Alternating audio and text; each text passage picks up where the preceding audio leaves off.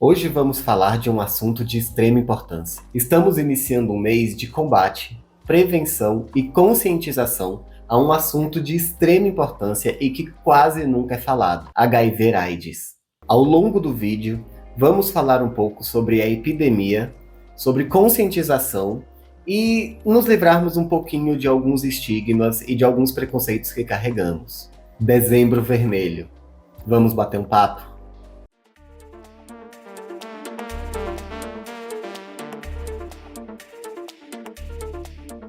Faz 40 anos que os brasileiros convivem com a AIDS. Ao longo desse período, muita coisa mudou no enfrentamento da doença. 1983. A AIDS faz a primeira vítima famosa do Brasil, o estilista Marquito. Nesse momento não existe tratamento. O vírus significa sentença de morte. 1985.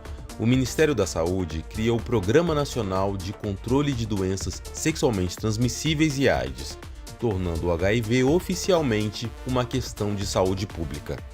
1991. O SUS começa a distribuir o AZT, o primeiro remédio para o tratamento do HIV. Graças a ele, os doentes ganham algum tempo de sobrevida. 1996. Surge o coquetel anti-AIDS, uma combinação de remédios que finalmente tira do HIV o status de sentença de morte. Quem tem o vírus e se trata, agora não desenvolve a AIDS e pode ter uma vida normal, e sem transmitir o HIV a outras pessoas. Nesse mesmo ano, uma lei do Senado torna obrigatória a distribuição do coquetel pelo SUS a todas as pessoas infectadas. 2012. Os remédios da PrEP, sigla de profilaxia pós-exposição, passam a ser oferecidos pelo SUS à população em qualquer situação de risco.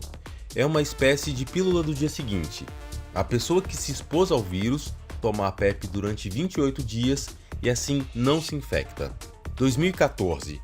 Uma lei do Senado transforma em crime a discriminação de pessoas em razão do vírus HIV. A pena é de até 4 anos de prisão. 2017. O SUS começa a distribuir a PrEP, sigla de profilaxia pré-exposição. Trata-se de um comprimido que é tomado diariamente e evita que a pessoa se infecte com o HIV. A PrEP é um método de prevenção tão eficaz quanto a camisinha. Desde o início da epidemia nos anos 80, várias vidas já foram ceifadas, não apenas pelo vírus, mas também pelo preconceito e principalmente pelos estigmas que carregam. As imagens de famosos definhando viraram senso comum sobre o assunto. A gente só esqueceu de lembrar que essas imagens deveriam ter ficado na mesma época em que foram tiradas.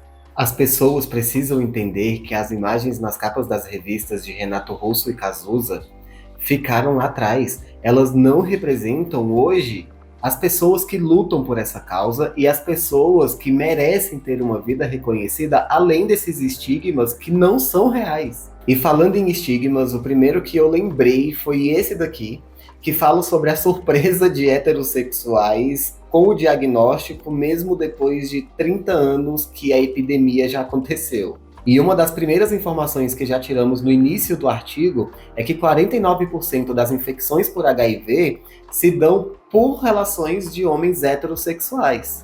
Heterossexuais. E, coincidentemente, quando falamos de populações específicas, temos uma alta prevalência entre homens que fazem sexo com homens, ou apenas HSH para os íntimos. Uau. Acontece que muitas pessoas ainda acreditam que isso é um problema de viado ou drogados que, enfim. Vamos agora pegar uma parte desse artigo em que é trazido alguns comentários dessas pessoas que foram entrevistadas, né? No caso desses homens heterossexuais. E já no primeiro comentário nós temos um grande exemplo do famoso cidadão de bem que trai a esposa, leva a doença para dentro de casa, se faz de doido e no final precisa admitir que fez merda porque, enfim, né, contra fatos não há argumentos e é um vírus. O vírus se manifesta se você não trata. Nesse segundo caso aqui, nós já temos um problema que é falar que a parceira dele morreu de HIV. Esse é um erro muito grotesco, né? Porque ninguém morre de HIV. As pessoas morrem por alguma doença oportunista, caso elas cheguem a desenvolver a síndrome da imunodeficiência adquirida, que, para você, minha queridinha cabecinha de vento que não sabe o que significa AIDS, AIDS é a sigla para SIDA em inglês, que significa Síndrome da Imunodeficiência Adquirida. E como se não bastasse já esse primeiro erro, que não é pequeno, e não é um erro sem importância, é um erro que tem importância sim, porque exatamente pelas pessoas associarem o vírus à doença, que pessoas que vivem com o vírus sofrem esses estigmas ainda e esse preconceito gigantesco e sem nenhum fundamento. A menina nem sabia que estava infectada. Ela nem cogitava essa possibilidade, possivelmente. E você sabe o porquê disso? Porque desde cedo é o filho viado que se preocupa em não morrer de AIDS. Desde que a gente se entende por gente, que a gente vê na TV em tudo quanto é lugar, que essa é uma punição pela nossa sexualidade. É uma punição divina por sermos exatamente quem nós somos. Por apenas vivermos o que nós de fato nascemos para viver. Esses pensamentos afastam as pessoas que não se enxergam nessa vivência. Fazem elas acreditarem que o único problema que realmente existe numa relação sexual hétero é a propagação do heterossexualismo. Infelizmente, em muitos casos, o fim é trágico dessa forma. Pessoas morrendo daquele vírus que achava que eram imunes. Talvez isso seja mal de pandemia, né? Pessoas negacionistas morrendo pelo vírus que negou. Esse outro comentário já levanta um ponto extremamente importante, que é a transmissão vertical do vírus. Tá, mas o que diabo é transmissão vertical, né? É aquela que acontece da mãe pro filho, na gravidez, durante o parto ou na amamentação. Foi o que aconteceu com esse lindão aqui. Ah, e para você, meu caro conservador que caiu de paraquedas nesse vídeo e que gosta de mandar pessoas irem morar em outros países por aí.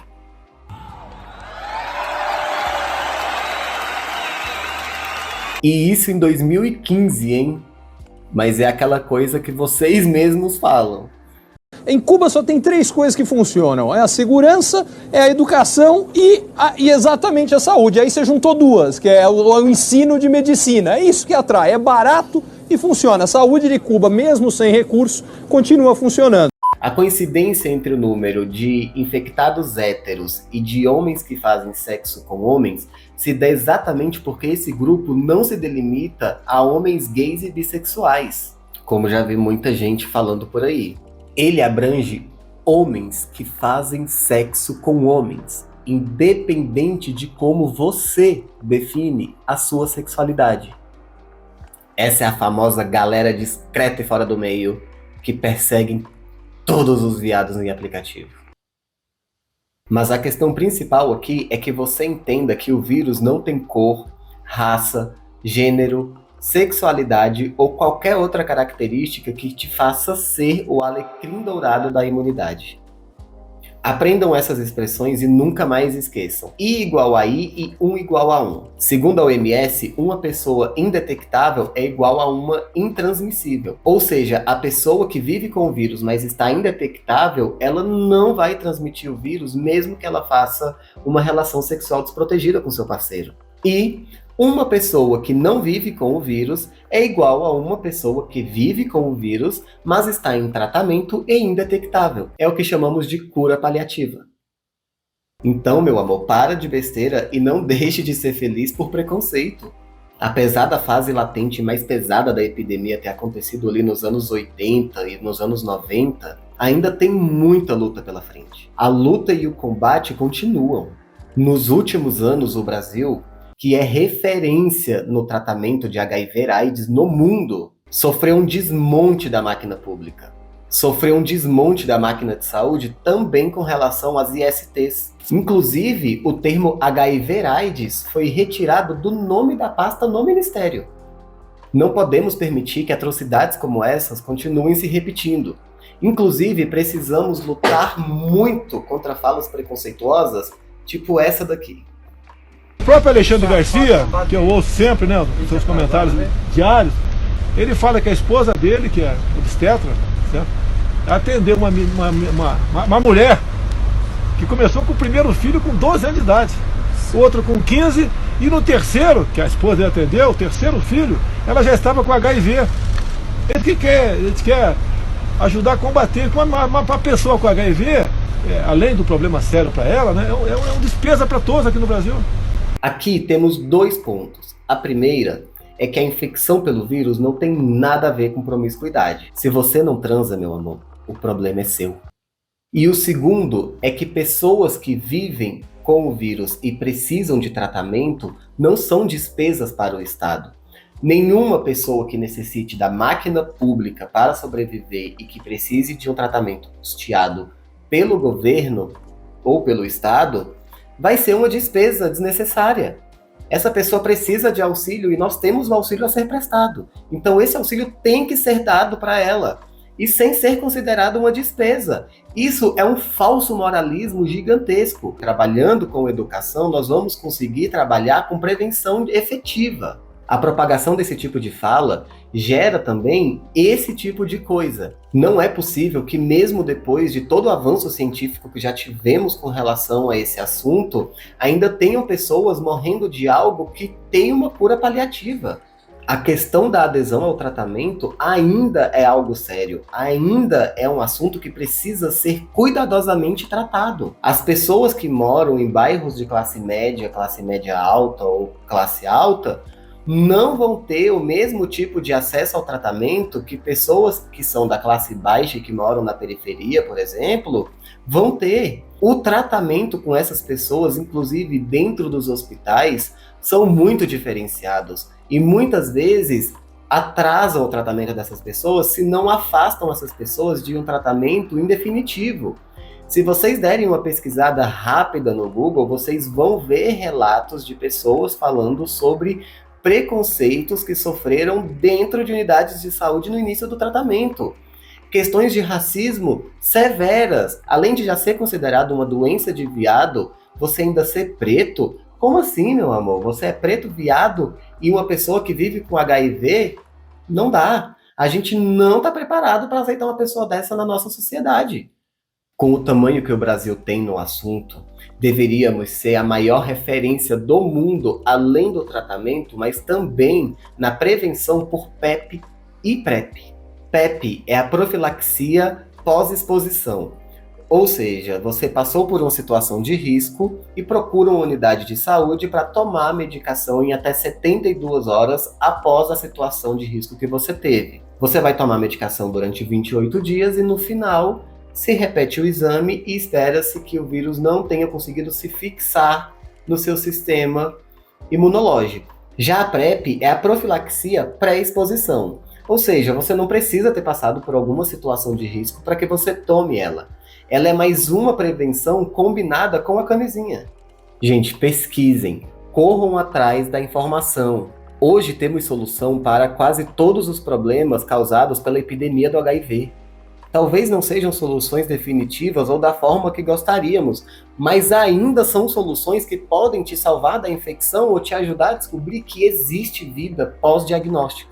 Isso não significa que a luta acabou, porque o inimigo sabemos bem quem é.